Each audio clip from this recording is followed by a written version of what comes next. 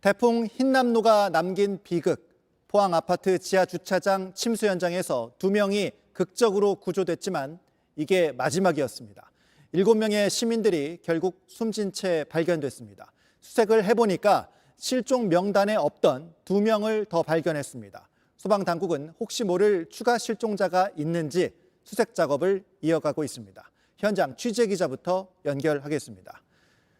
자, 윤대열 기자, 뒤쪽으로 보니까 물이 아직 다 빠진 게 아니군요. 네, 아직 다 빼지 못했습니다. 저는 지금 주차장 진입로 안쪽 깊숙이 들어와 있는데요. 지금 주차장에도 아직 물이 들어차 있고 안쪽으로 보시면 주차된 차량이 있는 걸 확인할 수 있습니다. 현재 90% 정도 물이 빠져서 주차장 안까지 들어갔을 때 무릎 아래까지 물이 차오르는 정도입니다. 군, 소방, 해경이 합동으로 하는 수색은 오늘 낮에 마무리를 했습니다. 오늘만 3번, 지금까지 8번 샅샅이 뒤졌지만 추가로 발견된 사람이 없기 때문인데요. 다만 물을 다 뺄 때까지 이 배수 작업을 계속 진행하고요. 다 빼고 나면 소방이 인명수색을 몇 차례 더 할 예정입니다. 물이 90% 정도 빠졌다고 하는데 물이 빠지면서 주차장 안의 모습도 공개가 됐다고요? 네, 3시간쯤 전인 4시 30분에 안으로 들어가 봤습니다. 허벅지 중간 부분 정도까지 물이 들어차 있었습니다. 들어가자마자 기름 냄새가 진동했습니다.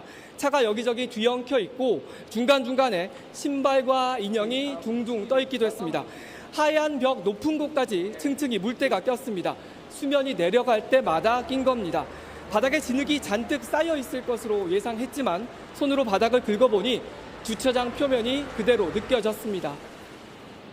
네, 영상을 보니까 급박했던 당시 상황이 그대로 느껴지는데 그럼 지금 주차장 안에 차가 몇 대 남아 있습니까? 수색할 때 이 차량들까지 다 확인을 한 거죠? 네, 혹시 차 안에 사람이 있을 수도 있어서 수색대원들이 주차장 안에 있던 차량 66대 문을 다 열어봤습니다. 자동차 유리가 다 깨져 있었는데 구조대가 수색을 위해 다 깬 겁니다. 트렁크 하나하나 다 열어보면서 수색한 차량은 스프레이로 표시를 해가며 한 대 한 대 확인했습니다. 제 뒤로 보이는 이 아파트 주차장 안에서 발견된 사람 희생자들은 모두 차량 밖에서 발견됐습니다. 하지만 주차장 공간이 넓은 데다가 실종자 명단에 없던 희생자가 나온 만큼 수색을 계속 이어갈 예정입니다. 네, 윤대열 기자가 전해드렸습니다. 지하 주차장 생존자 2명은 30cm 남짓 공간에 몸을 피하고 배관을 붙잡은 채 10시간 넘게 버텼습니다. 구조대도 주민들도 불가능하지 않을까 의심했던 순간 기적이 일어났던 겁니다. 박창규 기자입니다. 멀리 사람 형체가 보이자 소방대원들은 소리 지르기 시작했습니다. 상의를 벗은 남성을 둘러싸 안고 함께 물을 빠져나옵니다. 주민들은 환호하고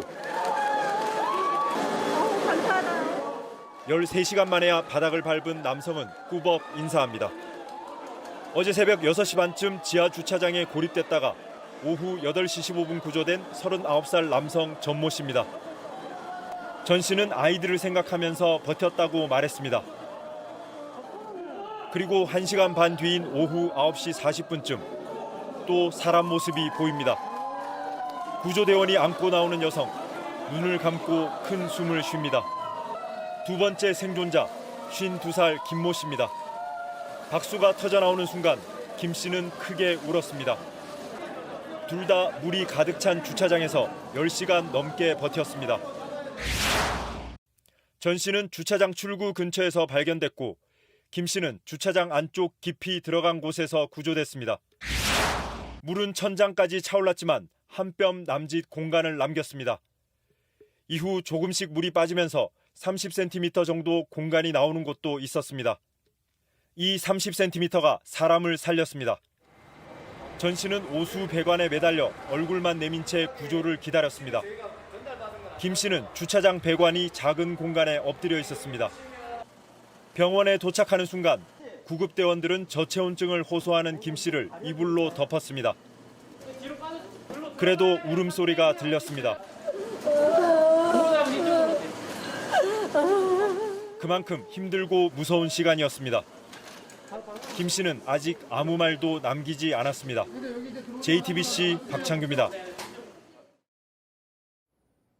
이런 극적인 구조 이후 야속하게도 안타까운 소식만 계속 이어졌습니다. 형에게 선물 받은 차를 지키지 못했다며 마지막까지 미안해했던 20대 청년도, 자녀들을 모두 독립시키고 인생 2막을 준비하던 50대 주부도 끝내 가족의 곁을 떠났습니다. 조승현 기자가 보도합니다. 22살 서모 씨는 어제 새벽 차를 빼란 방송을 듣고 아파트 지하 주차장으로 갔습니다. 그곳엔 형이 선물해준 차가 있었습니다. 불과 몇 달 전 해병대를 제대한 서 씨였지만 차 안에서 탈출하지 못했습니다.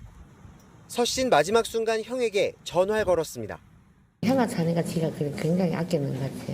마지막 형하고 통화를 했다고 형아 차 못 가지고 나간다고. 그게 마지막 전화라고. 55살 허모 씨는 집에 도배를 바꾸려던 계획을 실행에 옮기지 못했습니다. 갑자기 차오른 물 때문에 한순간에 휩쓸렸습니다. 가족들은 생존자가 나왔다는 소식에 잠시 기대를 했지만 끝내 기적은 일어나지 않았습니다. 하천 범람의 위험이 크고 지하 주차장에 내려가시면 위험합니다라고 했으면 그때 마지막에 본인이 선택이 조금은 달라질 수도 있지 않았을까? 15살 김모구는 엄마를 따라 지하 주차장으로 내려갔습니다. 친구보다도 늘 엄마가 우선이던 살가운 아들이었습니다.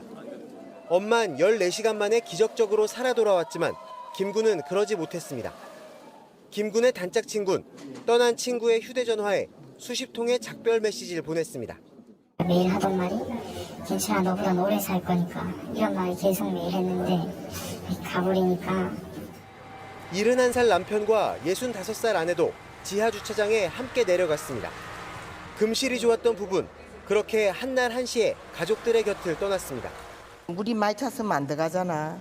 물이 그때는 얼마 안 찼으니까 들어갔는데 순식간에 들어다 죽겠지. 그러니 못 나왔지. JTBC 조승현입니다. 그럼 실종자 수색에 참여했던 소방관으로부터 현장 상황을 직접 들어보겠습니다. 현장 상황을 고려해서 사전 녹화로 진행했습니다. 경북소방본부 119 특수대응단 최재호 팀장 연결돼 있습니다. 팀장님 바쁘신데 시간 내주셔서 감사합니다.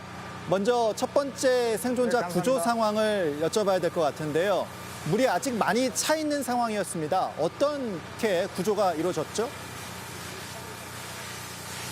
네, 첫 번째 구조 대상자분은 배수 작업 실시 후 한 1m가량 배수 작업이 실시되었을 때 저희가 밖에서 조명을 지하 주차장 내로 비추게 되었습니다. 비추고 이리저리 확인 중에 이 구조 대상자분께서 혼자 자력으로 수영으로 밖으로 탈출하였습니다. 그 다음에 이제 1시간 뒤에 또 한 명의 생존자가 발견이 됐습니다. 이때는 진입을 하면서 생존자를 발견한 그런 상황일까요? 네, 맞습니다. 1시간 배수 작업 더 실시 후 배수가 좀 되었을 때 구조 보트를 이용 4명이 진입해가지고 디귿자 주차장 쪽으로 들어가는데 저희가 첫 번째 생존자분을 발견 이후 좀 희망이 생겼습니다. 혹시 다른 생존자분께서 있지 않나 하는 마음으로 조명과 진입하면서 혹시 계세요 라고 큰 소리 고함을 치면서 진입을 하였습니다. 그래 이 두 번째 구조 대상자분께서는 저희 목소리를 듣고 여기에요 라고 답변을 하였습니다. 그래가지고 그 방향으로 가니까 이 두 번째 구조 대상자분께서는 설비 배관 위에 올라가 계셨습니다. 저희가 안전하게 보트로 내리게 되었습니다. 네. 이렇게 극적으로 생존자가 2명이 나오긴 했지만 희생자들이 워낙 많아서 팀장님도 그렇고 현장 수색팀들 모두 마음이 무거우실 것 같습니다. 실종자들이 대부분 차량 바깥에서 발견이 됐습니까? 네, 안타깝게도 대부분 나머지 실종자분께서는 차량 바깥에서 다 발견되었습니다. 한 분 이외에 나머지 분들은 다 차량 바깥에서 구조를 하게 되었습니다. 차량 바깥에 실종자들이 있었다면 역시 워낙 순식간에 물이 찼고 어두운 지하 주차장이니까 미처 탈출하기가 쉽지 않았던 상황이다. 이렇게 봐야 할까요? 예, 맞습니다. 이거 지금 출입구가, 이 주차장은 출입구가 하나로 되어 있습니다. 그리고 어두운 곳에서 그 급격히 유입되는 빗물에 의해 가지고 방향 잡기가 쉽지 않을 것으로 판단되고, 그리고 이거 출입구 하나다 보니까 이런 사고가 발생이 되지 않았나 하는 생각을 해보게 됩니다. 앞서 지하 주차장 구조가 디귿자로 돼 있다 이렇게 말씀하셨기 때문에 그런 부분이 이 수색하는 과정에서 조금 더 어려운 부분이었나요? 예, 디귿자 구조로 되어 있어 가지고 빗물이 많이 유입되니까 방향과 탈출이 저희가 볼 때는 많이 힘들었다고 그렇게 판단이 되고 있습니다. 네, 알겠습니다. 여기까지 말씀을 듣도록 하겠습니다. 마지막까지 조금만 더 힘을 내주시기 바랍니다. 경북소방본부 119 특수대응단 최재호 팀장이었습니다. 고맙습니다. 감사합니다. 이렇게 피해가 컸던 이유도 반드시 짚어야 할 텐데요. 주민들은 아파트 옆 하천이 갑자기 넘친 이유를 살펴봐야 한다고 주장하고 있습니다. 최근 몇 년 동안 하천 정비를 해왔는데 이게 문제였다는 겁니다. 이승환 기자가 현장에서 살펴봤습니다. 쏟아지는 빗물 사이로 줄지어 서 있는 자동차들. 물이 차오르기 시작하면서 차들은 피할 곳을 찾아 뒤엉킵니다. 우왕좌왕하는 동안 금세 차 바퀴까지 물에 잠깁니다. 사람 무릎 정도 높이입니다. 물은 지하 주차장을 가득 채웠고 이후 지상도 물길로 만들어버렸습니다. 본네트까지 물이 차더라고요. 그게 한 8분 자꾸 이제 물이 번화하는 거예요. 이렇게 순식간에 물이 차오른 건 아파트 근처에 있는 하천인 냉천이 둑을 넘었기 때문입니다. 포항시는 지난 2012년부터 2019년까지 그리고 2020년에 약 260억 원을 들여 하천을 정비했습니다. 제방을 쌓고 굽이치는 하천을 바로잡는 작업이었습니다. 주민들은 이 정비 사업이 문제라고 주장합니다. 산책로 등을 만들기 위해 강바닥을 메웠는데 정작 둑은 그대로 두는 바람에 하천이 감당할 수 있는 물의 양이 적어졌다는 겁니다. 이 공사를 하면서 강바닥이 높아졌고 양쪽에 그 산책로를 만들면서 훨씬 물그릇이 작아지니까 그 물이 어디로 가겠어요? 범람하잖아요. 하지만 포항시는 문제가 없다는 입장입니다. 정비 사업을 할 땐 최근 80년 강우를 기준으로 범람에 대비하는데 이번엔 예상할 수 없는 천재지변이었다는 겁니다. 시간당 77mm까지는 지방 하천으로서 홍수에 피해 안 나도록 그런 시설이 되어 있는 겁니다. 이번에 110mm가 왔잖아요. 지방 하천은 이제 80년 빈도를 설계를 합니다. 전담 수사팀을 꾸린 경북경찰청은 사고 원인 조사에 나섰습니다. 실종자 수색 작업이 마무리되는 대로 국립과학수사연구원과 함께 현장 감식을 벌일 예정입니다. JTBC 이승환입니다. 이번에는 지하 주차장 침수 사고 왜 반복되는지 대책은 뭔지 짚어보겠습니다. 전형적인 인재라는 비판이 나옵니다. 들어오는 물을 빼내야 하는 배수펌프를 제대로 관리하지 않아서 먹통이 되기 일쑤입니다. 취재진이 현장을 돌아보니까 오래된 아파트뿐만 아니라 새로 지은 아파트 중에서도 배수펌프가 멈춰서 침수 피해가 난 곳이 여럿이었습니다. 오원석 기자가 취재했습니다. 경기 성남시에 지은 지 4년 된 아파트입니다. 지난달 초 폭우로 지하주차장이 통째로 잠겼습니다. 지하로 내려가 봤습니다. 고장난 차량을 끌고 나가며 중장비가 훑고 간 바닥은 다 뒤틀렸습니다. 벽에는 어른 키 높이를 훌쩍 넘는 물자국이 선명합니다.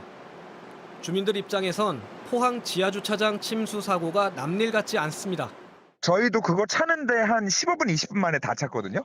그래서 저희가 그 포항 사고 난 걸 보면서 우리가 저렇게 될 뻔했다라고 하면서 되게 아찔해하고 있거든요. 물이 들어오면 돌아가야 할 배수 펌프와 전력 설비가 오히려 꺼졌다는 겁니다. 빗물이 이 수로를 따라 흘러 배수 펌프에 모이는 구조입니다. 그런데 지난 폭우 때는 전기 설비가 물에 잠겨 고장나면서 배수 펌프가 제대로 작동하지 않은 겁니다. 주민들이 전형적인 인재라고 입을 모으는 이유입니다. 빗물이 들어와도 배수 펌프나 전기 설비를 정상적으로 돌아가도록 하는 보호 장치가 없었다는 겁니다. 그 전기실이나 기계실 앞에 그 물이나 이런 거 막을 수 있는 방수문이나 방수벽 그거를 있으면 좋지 않을까라고 좀 경험을 해보니까 생각이 드는 것 같습니다.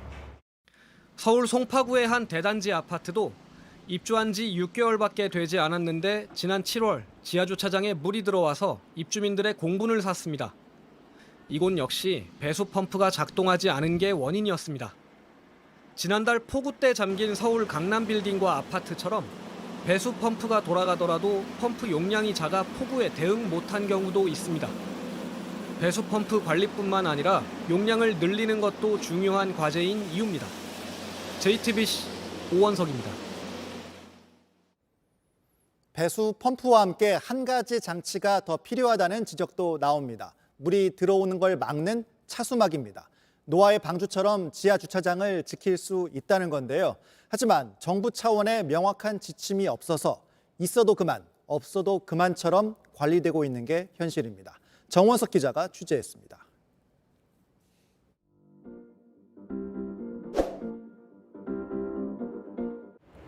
지난 8월 폭우 당시 성인 키만큼이나 큰 차수막으로 물길을 막아 노아의 빌딩이라며 화제가 됐던 건물입니다. 이 차수막을 이렇게 세우면 분명 주차장 쪽으로 흘러드는 물을 막는 데 효과적일 수 있습니다. 그렇다 보니 서울 서초구처럼 차수막 설치를 의무화한 지자체도 있습니다.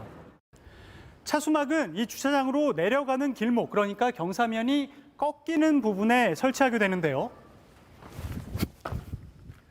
빗물이 들어올 때 차수막으로 물을 가로막아서 물의 유입량과 속도를 줄이려는 목적입니다. 서초구는 2011년 우면산 산사태 이후 새 아파트에 차수막을 의무화했는데 벌칙 규정이 없어 설치를 안 해도 그만입니다. 오래된 아파트들은 설치하지 않은 곳이 많습니다. 서울에서도 그나마 서초구와 광진구 정도를 빼면 다른 자치구엔 이런 규정조차 없고 지방의 지자체들도 대부분 사정은 비슷합니다. 정부 차원의 지침도 있지만 대상이 애매한 데다 의무도 아닙니다. 현행법상 차수막이나 배수펌프 등을 규정한 행정안전부 지침도 어디까지나 폭우 피해가 우려되는 지역으로 한정합니다. 국토부는 부랴부랴 오래된 아파트에도 차수판을 설치하는 방안을 국무회의 안건으로 올리겠다고 밝혔습니다. 다만 전문가들은 차수막을 만병통치약처럼 여기면 안 된다고 조언합니다. 이번처럼 이제 강수량이 이제 매우 높을 경우 수압이 커서 이제 차수판 같은 것이 이제 찌그러질 수도 있고요. 설치 규정이 명확하게 있는 것이 아니기 때문에 이제 1분 1초가 급한 상황인데 수동으로 설치하는 게 시간이 걸리거든요. 차수막이 물을 완전히 막을 순 없기 때문에 배수 펌프를 철저히 관리하는 대책이 병행돼야 한다는 지적입니다. JTBC 정원석입니다.